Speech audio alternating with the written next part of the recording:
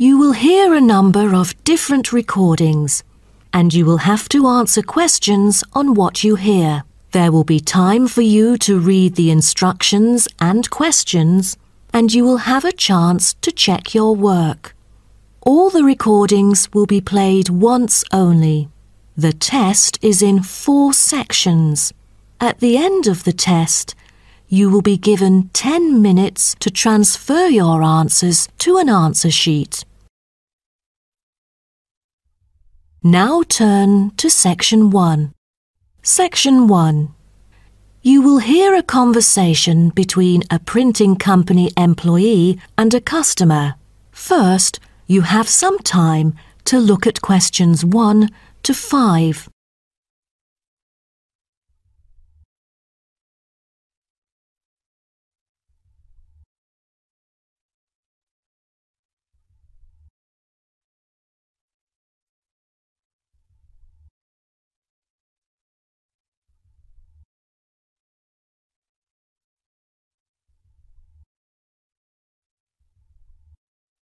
You will see that there is an example which has been done for you. On this occasion only, the conversation relating to this will be played first. Good afternoon. Welcome to Matrix Printing. I'm John Smith. How can I help you? Good afternoon.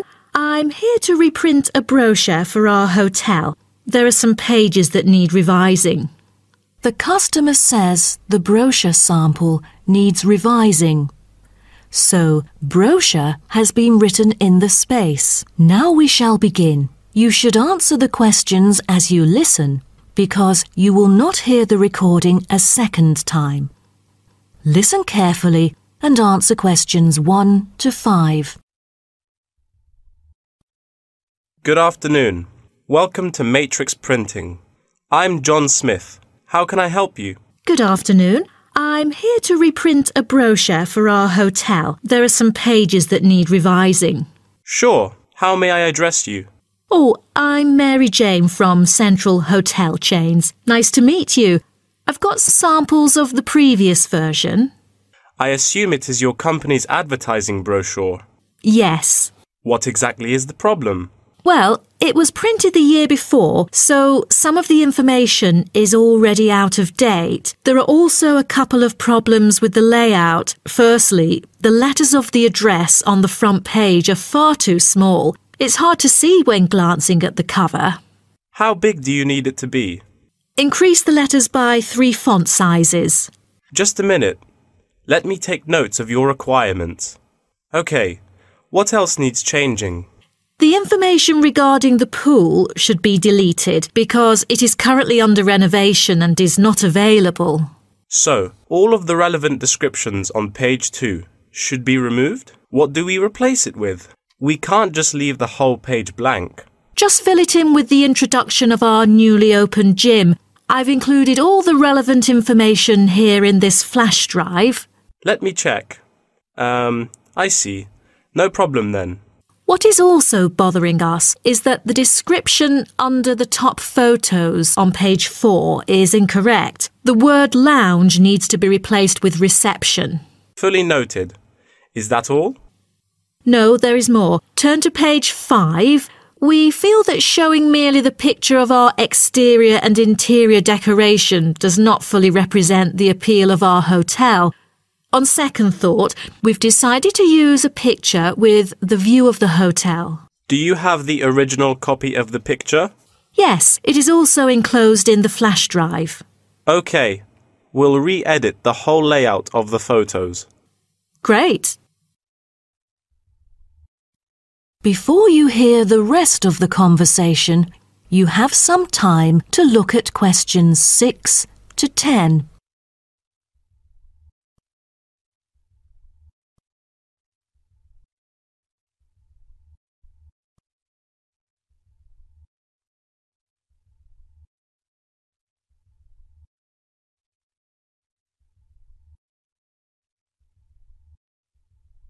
Now listen and answer questions 6 to 10. Let's turn to the next page. Yes. What's wrong with that? It seems perfectly fine to me.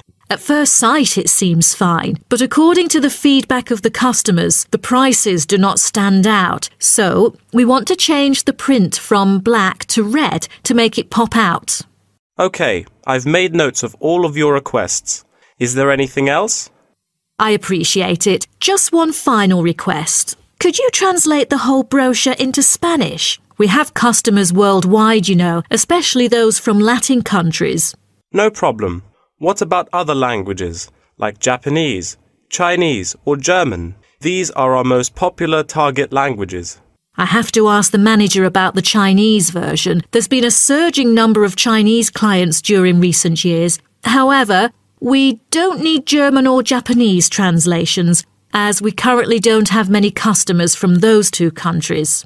Sure. Just keep me updated. So, roughly, when could we get the revised print? We need it before the end of July. It's late June now. Roughly, it'll take 3 weeks to re-edit. So it will definitely be ready before the deadline. Great. To where shall we send the samples? The address is number 9 Green Drive, Clifton, NY 21300. How do you spell Clifton? CLIFFTON, Clifton. And the telephone number? It's 9030366602. Also, if you have any further questions, you can reach me through this number. Okay. That is the end of section 1. You now have half a minute to check your answers.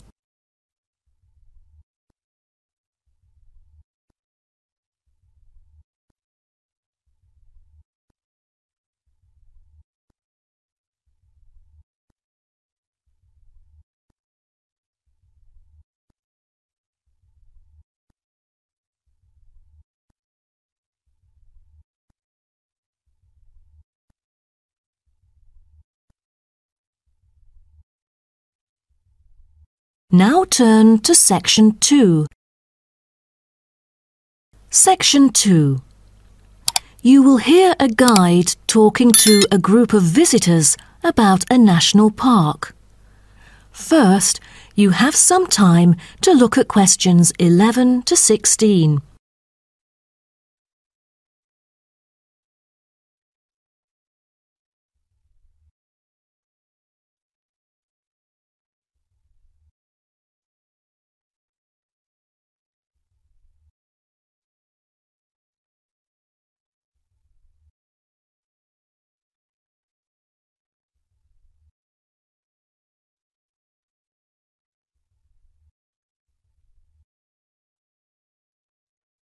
Now listen carefully and answer questions 11 to 16.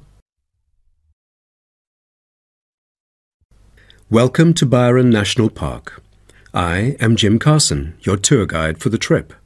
First, I'd like to give you some basic information about the park.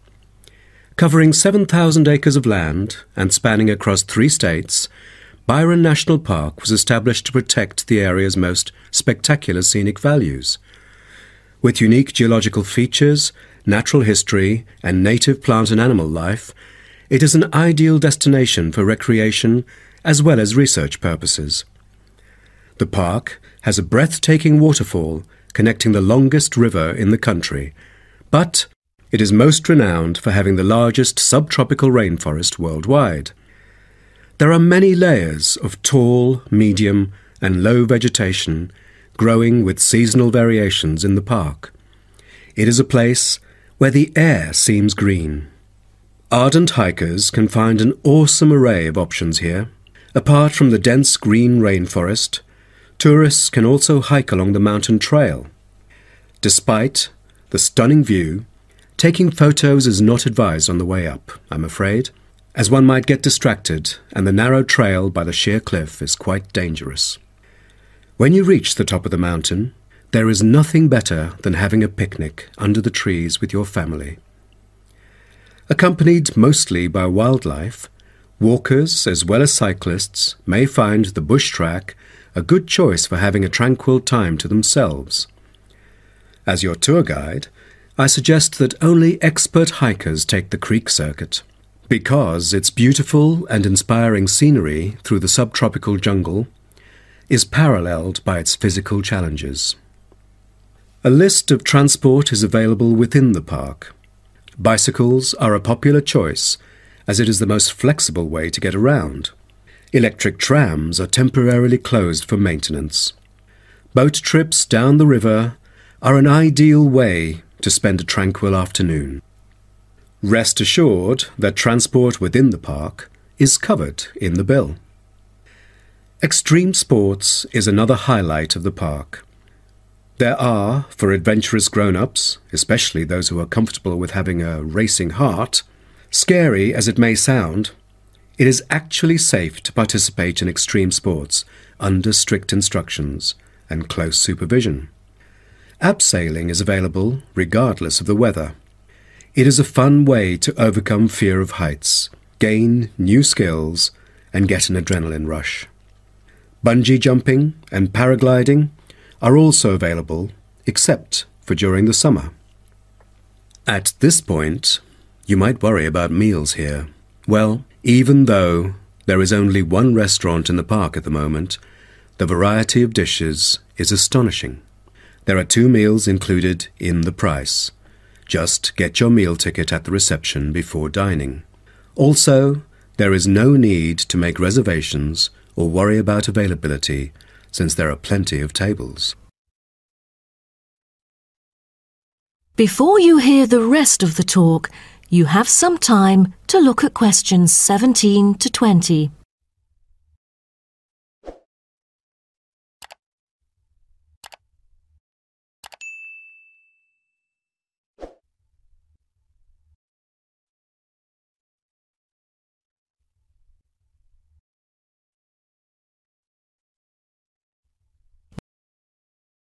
Now listen and answer questions 17 to 20. During your stay here, you might want to know what there is to do. Let's turn to the plan so I can familiarize you with the layout of the park.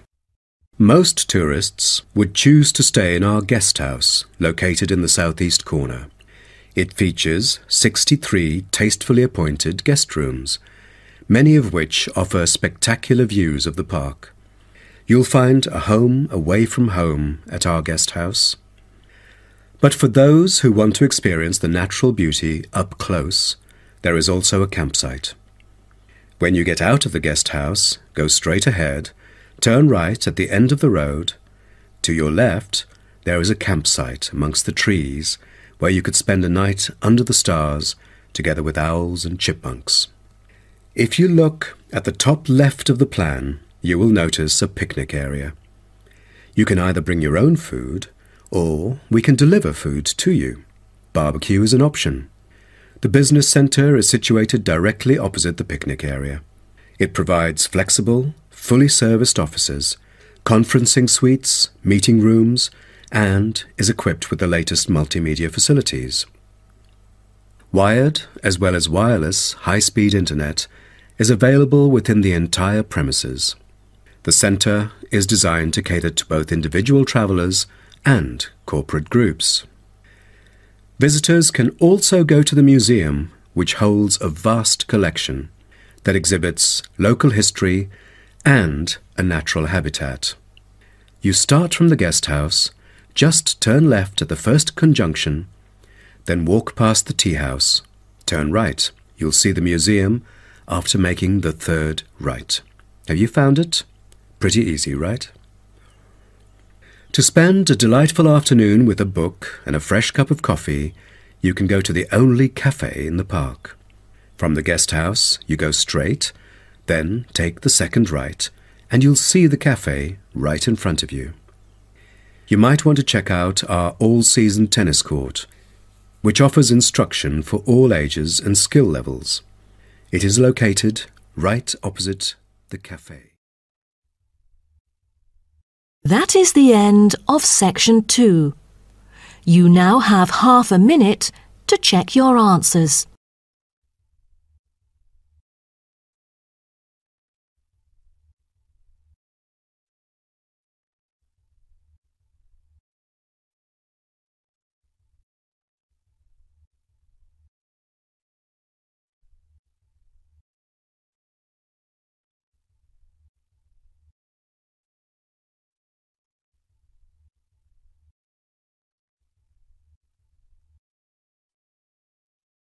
Now turn to Section 3. Section 3. You will hear two students called Helen and Paul talking to their tutor about a nursing course. First, you have some time to look at questions 21 to 24.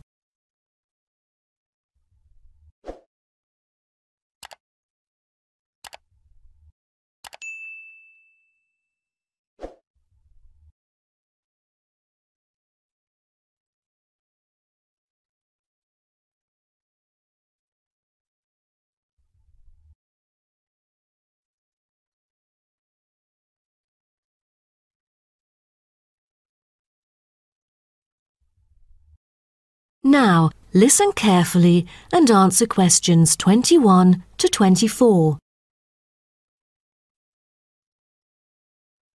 Helen and Paul, congratulations to you both for doing so well the past semester. You two have exhibited an impeccable performance during your first year in the nursing program. I'd like to get some feedback from the two of you to better improve the program and to provide guidance for our prospective students.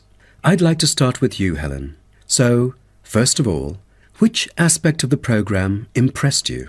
Well, to be honest, when I was enrolled into the course, I was expecting a group of classmates my age. But as I stepped into the classroom for the first time, I was surprised by the diversity. Most were in their 20s, but there were also those in their 30s or even 40s. As it turns out, the intergenerational communication has sparked intense debate and new thinking, and I think that's something special about the programme that I appreciate very much. What about you, Paul? What do you think of the programme? For me, the group project we carried out last semester is another key feature of the program. The whole class was divided into 8 different groups, working on 8 prospective cases. Team-building sessions were conducted in a collaborative way most of the time. Comprised of 5 members, our group studied acute pancreatitis. During the process, we broke the task into different parts and assigned them to each member. We were then able to tackle the complex problem by pooling our knowledge and skills.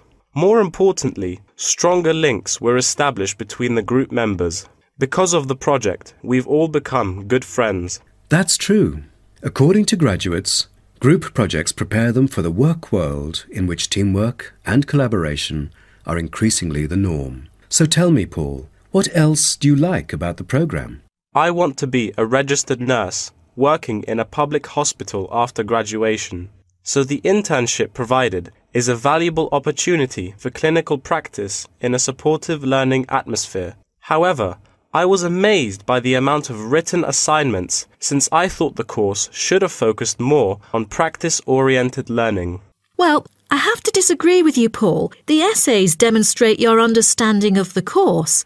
For me, writing essays is a process that involves critical thinking, which challenges me to develop my points more thoroughly. I thus manage to gain a diversity of perspectives. The program is designed to deliver basic and advanced theoretical knowledge of core concepts, including healthcare systems concepts, together with practicum or clinical practice experience to bridge the classroom content to the practice setting. So, I'm afraid written work is unavoidable. Also this year, we've added a module of law. How do you feel about that?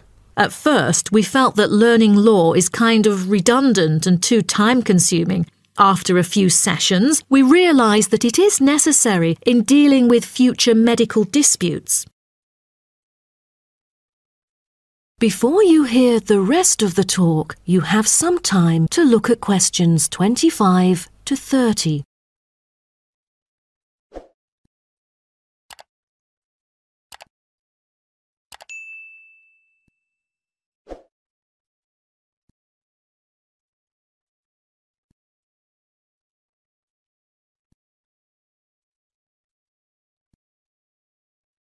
Now, listen and answer questions 25 to 30. Do you have any suggestions for prospective students?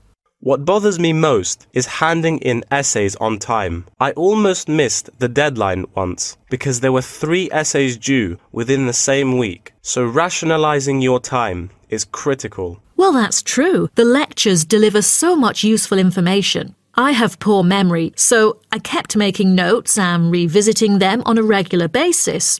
To my surprise, at the end of the semester, I have learnt the key concepts by heart. How was the research? I heard that it was quite challenging. How did you manage to overcome the difficulties? That's true. The majority of us had no clue how to carry out the research at first. Fortunately, when I was digging up reference materials at the library, I sought help from the librarian. She taught me about finding the appropriate resources and choosing the proper research methods. Have you checked out the online forum? Yes, it has become a habit for me to visit the forum regularly. In a sense, it extends classroom learning. It is where the students post academic problems that they come across and get support from the faculty members. Some of my classmates didn't do so well during the placement tests. I feel that background reading is necessary. Lastly, do you have anything to say to the freshmen? I was really ambitious at first, trying to get straight A's on my transcript. I made tons of notes and worked hard even on the optional assignments to get extra credit. I stressed myself out before having an emotional breakdown. After consulting my advisor, I found it important to set realistic goals. Don't push yourself too hard. It is wise to sort out your priorities. Thank you for coming here today and providing valuable feedback on the programme. Have a great summer break. That is the end of section 3. You now have half a minute to check your answers.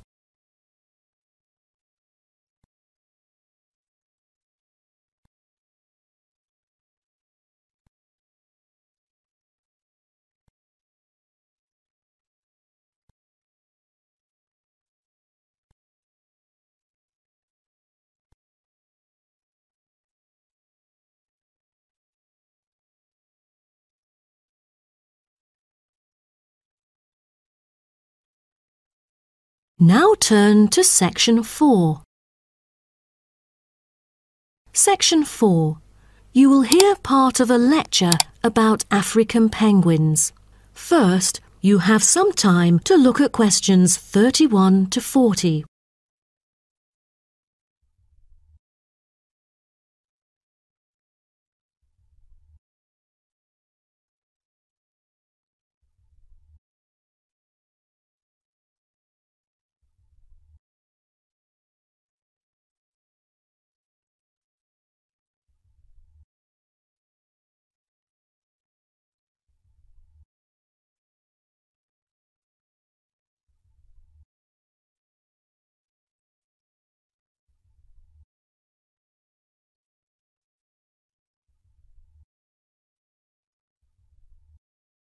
Now, listen carefully and answer questions 31 to 40. Good morning, everyone. Today's lecture is about a type of adorable animal, the penguin. When you think of penguins, you may picture them surrounded by snow and ice. But not all penguins live where it's cold. African penguins live in the southern tip of Africa. They are usually found within 40 kilometres of the shore and on a number of its surrounding islands. African penguins are also known as jackass penguins because they make donkey-like braying sounds to communicate. African penguins can keep their body temperature at a stable level, but their land habitat can get quite warm, so there are a number of ways for them to stay cool. They limit their daylight movements on breeding sites on land to early mornings and early evenings to avoid too much sun. The pink glands above their eyes can help them cope with the temperate climates. Like other penguins, African penguins spend most of the day feeding in the ocean, which also helps keep them cool. Being a type of small to medium-sized penguin species, African penguins average about 60 centimetres tall and weigh up to 3.6 kilograms. They have a black stripe and a pattern of unique black spots on their chest. Males are larger than females and have larger beaks. Even though they are categorised as birds, African penguins aren't able to fly because of their heavy bones. Their wings are more like flippers that make them particularly suited for life in the water. When they're on land, their flippers and their tails help them keep their balance and walk upright.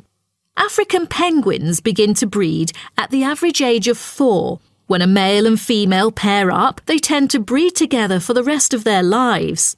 Most other penguins nest and lay their eggs out in the open, but African penguins have a different approach.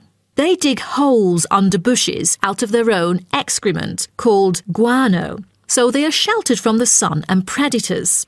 The African penguins survive on a diet that is comprised mainly of marine organisms. They feed primarily on fish like sardines, along with the occasional squid and shellfish.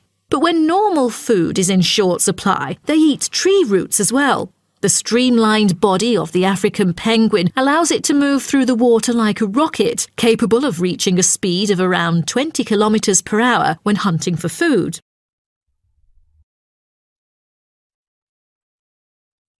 The African penguin's smaller size means that it has many predators both in the water and also on dry land. Their natural predators at sea include seals and sharks. The biggest threat to them on land is not just towards the adult penguins. The penguin chicks are sometimes taken by seagulls into the air and dropped from above. The seagulls could thus feed on them. At risk from predators, young penguins are protected for about 40 days after hatching by both parents. They will leave the colony when they are between 3 to 5 months old and will return a few years later. The entire surface of their body is densely covered with feathers, which fall off during the winter. This process is called molting and takes about 3 weeks to complete. During that time, they are unable to forage. Therefore, prior to this, African penguins spend about 5 weeks laying down fat deposits. They generally live between 10 to 15 years. However, many do not reach their full lifespan. Their population has drastically declined. Approximately 120,000 African penguins remain in the wild, and their population has decreased by 90% in the past 60 years.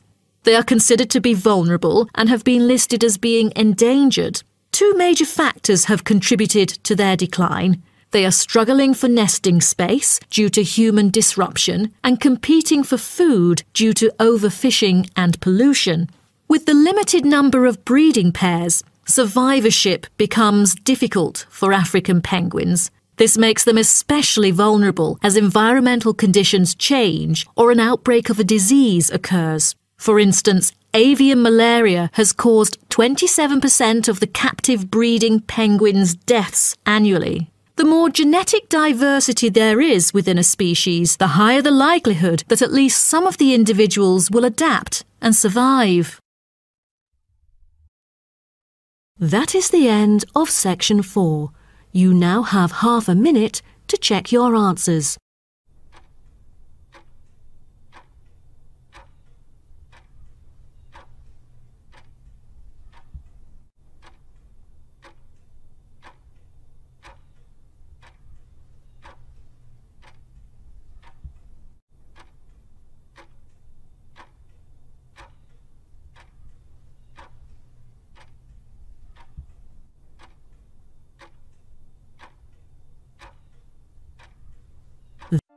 That is the end of the listening test. In the Ielts test, you will now have 10 minutes to transfer your answers to an answer sheet.